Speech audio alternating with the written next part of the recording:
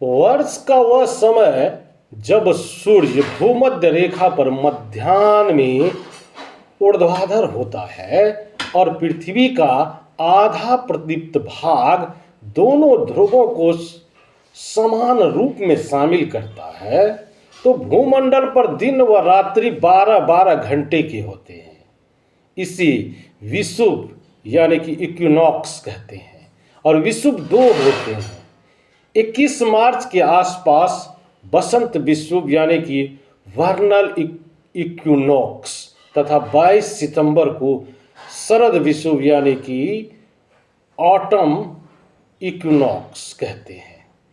सूर्य 21 जून को उत्तरी आयनांत मतलब कर्क रेखा तथा 22 दिसंबर को दक्षिणी आयनांत मतलब मकर रेखा पर लंबवत होता है।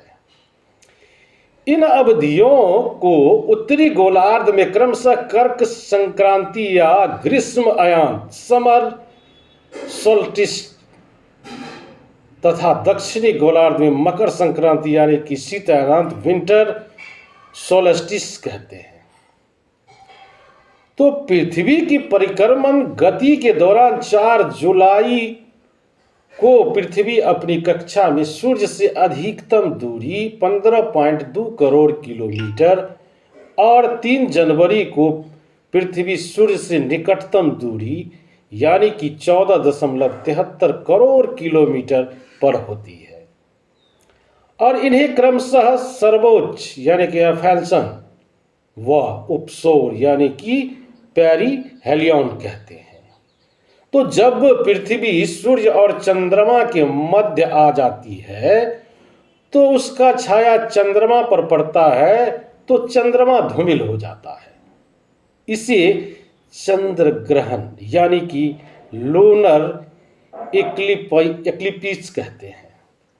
और जब चंद्रमा पृथ्वी और सूर्य के मध्य आ जाती है तो चंद्रमा के कारण सूर्य दूर पूरी तरह स्पष्ट दिखाई नहीं देता और इसे सूर्य ग्रहण मतलब सोलर इक्लिप्स कहते हैं। अगर इसके बाद यदि हम बात करें तो भूपृष्ठ पर विषुवत रेखा यानी कि इक्वेटर के उत्तर या दक्षिण में एक याम्योत्तर पर किसी भी बिंदु की कोणीय दूरी जो पृथ्वी के केंद्र से मापी जाती है और अंशों, मिनटों और सेकंडों में व्यक्त की जाती है। अक्षांश